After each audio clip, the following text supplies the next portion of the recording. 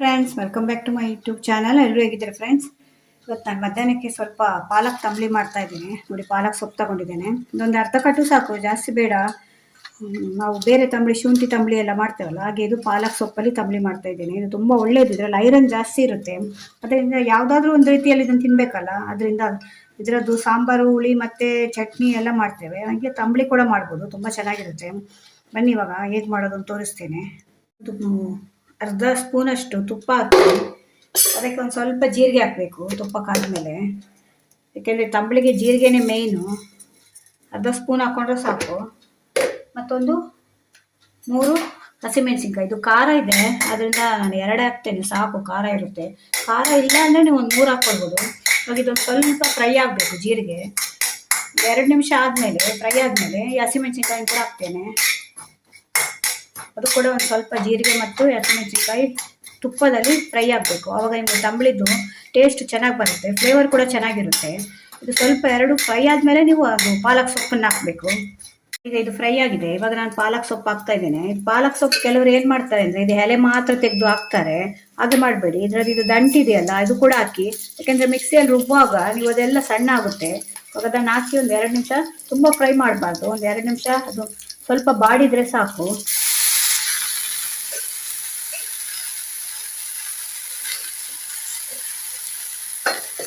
ಸ್ವಲ್ಪ ಬಾಡಿಸ್ಕೊಳ್ಬೇಕು ಇದನ್ನು. ಅದೇ ಚೆನ್ನಾಗಿ ನೀವು ವಾಶ್ ಮಾಡ್ಕೊಳ್ಬೇಕು ಆಯ್ತಾ. 2-3 ಸಲ ವಾಶ್ ಮಾಡ್ಕೊಳ್ಳಿ, ಯಾಕೆಂದರೆ ಇದರಲ್ಲೆಲ್ಲ ನಿಮಗೆ ಮಣ್ಣಿರುತ್ತೆ. ಅದರಿಂದ ಚೆನ್ನಾಗಿ ವಾಶ್ ಮಾಡಿಕೊಂಡು ಆಮೇಲೆ ಹಾಕಿ ಇದಕ್ಕೆ. ನೋಡಿ, ಬಾಡುವಾಗ ಆ ದಂಟೆಲ್ಲ ಇದೆಯಲ್ಲ, ಅದೆಲ್ಲ ಬಾಡಿ ಹೋಗುತ್ತೆ. ಮಿಕ್ಸಿಯಲ್ಲಿ ಹಾಕುವಾಗ ಸಣ್ಣ ಆಗುತ್ತೆ. ಅದರಿಂದ ಅದನ್ನು ಬಿಸಾಡಬೇಡಿ, ಅದನ್ನು ಕೂಡ ಹಾಕಿ. ಯಾಕೆಂದರೆ ಅದರಲ್ಲಿ ಫೈಬರ್ ಇರುತ್ತೆ, ಅದೇ ತುಂಬ ಒಳ್ಳೆಯದು ನಮಗೆ. ಕಾನ್ಸ್ಟಿಪೇಷನ್ ಎಲ್ಲ ಇದ್ದರೆ ಪಾಲಕ್ಕೆಲ್ಲ ಜಾಸ್ತಿ ಯೂಸ್ ಮಾಡಿ. ನಿಮಗೆ ಕಾನ್ಸ್ಟಿಪೇಷನ್ಗಂತೂ ಇದು ತುಂಬ ಮ್ಯಾಜಿಕ್ ಆಗಿ ಕೆಲಸ ಮಾಡುತ್ತೆ ಪಾಲಕ್ ಸೊಪ್ಪು. ಕೆಲವರೆಲ್ಲ ಇದರದ್ದು ಜ್ಯೂಸ್ ಮಾಡಿ ಕುಡಿತಾರೆ, ಕಾನ್ಸ್ಟಿಪೇಷನ್ ಕಮ್ಮಿ ಆಗಬೇಕು ಅಂದರೆ. ಇದೊಂದು ಸ್ವಲ್ಪ ಬಾಡಬೇಕು. 2 ನಿಮಿಷದಲ್ಲಿ ಬಾಡಿ ಹೋಯ್ತು. ನೀವು ಆಫ್ ಮಾಡಿದರೆ ಮತ್ತೆ ಬಿಸಿಗೆ ಮತ್ತೆ ಬಾಡುತ್ತೆ. ತುಂಬ ಈಸಿ, ನೀವು 10 ನಿಮಿಷದಲ್ಲಿ ಮಾಡ್ಕೊಳ್ಬೋದು. ಯಾರಾದರೂ ಸಡನ್ನಾಗಿ ಮನೆಗೆ ಬಂದು ನಿಮ್ಮ ಹತ್ರ ಪಾಲಕ್ ಇದೆ ಅಂದರೆ ಏನು ಮಾಡೋದು, ಇನ್ನೊಂದು ಒಂದೇ ಇರುತ್ತೆ ಮನೇಲಿ, ಹೆಚ್ಚಾಗಿ ಒಂದೇ ಐಟಮ್ ಮಾಡ್ತಾರಲ್ಲ, ಇನ್ನೊಂದು ಏನಾದರೂ ಅಡುಗೆ ಮಾಡಬೇಕು ಅನ್ನೋದು ಸಡನ್ನಾಗಿ ಇದನ್ನು ಮಾಡ್ಕೊಳ್ಬೋದು ತಂಬಳಿ. ಇವಾಗ ಇದು ಆರಿದ ಮೇಲೆ ಇದನ್ನು ಮಿಕ್ಸಿಯಲ್ಲಿ ಹಾಕ್ಕೊಳ್ಬೇಕು. ನೋಡಿ, ಇದು ತಣ್ಣಗಾಗಿದೆ. ತಣ್ಣಗಾದ್ಮೇಲೆ ಇದನ್ನು ಇವಾಗ ಮಿಕ್ಸಿ ಜಾರಿಗೆ ಹಾಕ್ಕೊಳ್ತೇನೆ. ಇದು ಪಾಲಕ್ ಸೊಪ್ಪು ಜಾಸ್ತಿ ಹಾಕಬೇಡಿ, ಒಂದು ಅರ್ಧ ಕಟ್ಟು ಸಾಕಾಗುತ್ತೆ. ನೀವು 1 ಕಟ್ಟಲ್ಲಿ ಹಾಕಿದರೆ ಫುಲ್ಲು ಪಾಲಕ್ದು ಸ್ಮೆಲ್ ಬರುತ್ತೆ ಮತ್ತು ಸೊಪ್ಪು ಕೂಡ ಜಾಸ್ತಿ ಆಗುತ್ತೆ. ಅದರಿಂದ ನೋಡ್ಕೊಂಡು ಹಾಕಿ. ಪಾಲಕ್ ಸೊಪ್ಪು ಮನೆಯಲ್ಲಿ ಇತ್ತು ಅಂತೇಳಿ ಎಲ್ಲ ಹಾಕಬೇಡಿ, ಸ್ವಲ್ಪ ಹಾಕಿದರೆ ಸಾಕು. ಅದರಲ್ಲಿ ನೀವು ಬೇರೆ ಏನಾದರೂ ಐಟಮ್ ಮಾಡ್ಬೋದು, ಚಟ್ನಿ ಮಾಡ್ಕೊಳ್ಬೋದು, ಸಾಂಬಾರು ಮಾಡ್ಕೊಳ್ಬೋದು. ಒಂದು ಸ್ವಲ್ಪ ಹಾಕಿ ಅದರಲ್ಲಿ ತಂಬಳಿ ಕೂಡ ಮಾಡ್ಕೊಳ್ಬೋದು. ಇವಾಗ ಇದ್ರ ಜೊತೆಯಲ್ಲಿ 1-2 ಸ್ಪೂನಷ್ಟು ತೆಂಗಿನ ತುರಿ ಇದೆ, ಅದನ್ನು ಕೂಡ ಹಾಕ್ಕೊಂಡು ರುಬ್ತೇನೆ ನಾನು. ಮತ್ತೊಂದು ಸ್ವಲ್ಪ ಅರ್ಧ ಸ್ಪೂನಷ್ಟು ಉಪ್ಪು ಹಾಕ್ತಾ ಇದ್ದೀನಿ. ಇವಾಗ ಇದನ್ನೆಲ್ಲ ನಾವು ಮಿಕ್ಸಿಯಲ್ಲಿ ಗ್ರೈಂಡ್ ಮಾಡ್ಕೊಳ್ಬೇಕು. ನೋಡಿ, ಇದು ಮಿಕ್ಸಿಯಲ್ಲಿ ಹಾಕ್ಕೊಂಡಿದ್ದೇನೆ. ಈ ರೀತಿ ಸಣ್ಣ ಆಗಬೇಕು, ಅದು ಸ್ವಲ್ಪ ತರಿ ಇರಬಾರ್ದು, ಫುಲ್ಲು ಸಣ್ಣ ಆಗಬೇಕು ಪಾಲಕ್ ಸೊಪ್ಪು. ಇವಾಗ ಇದಕ್ಕೆ ಸ್ವಲ್ಪ ನಾನು 1 ಕಪ್ಪಷ್ಟು ಮೊಸರು ಮಿಕ್ಸ್ ಮಾಡ್ತಾ ಇದ್ದೀನಿ.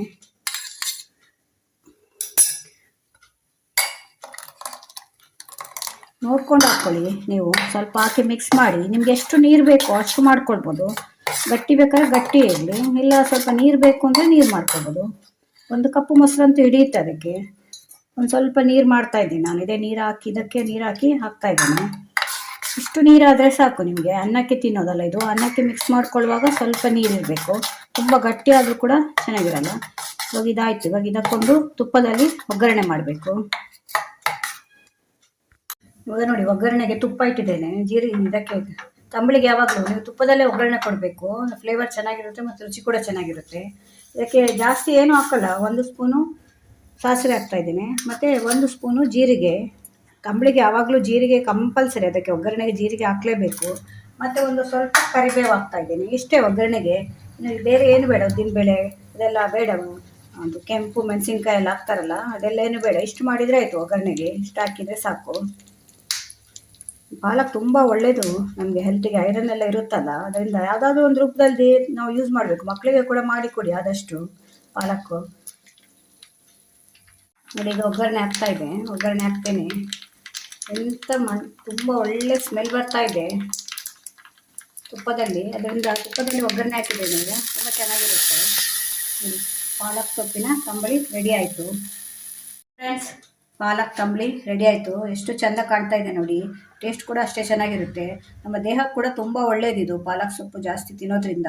ಸೊಪ್ಪು ಹಸಿರು ತರಕಾರಿ ಅಲ್ಲ ಇದನ್ನೆಲ್ಲ ನಾವು ಜಾಸ್ತಿ ಯೂಸ್ ಮಾಡಬೇಕು.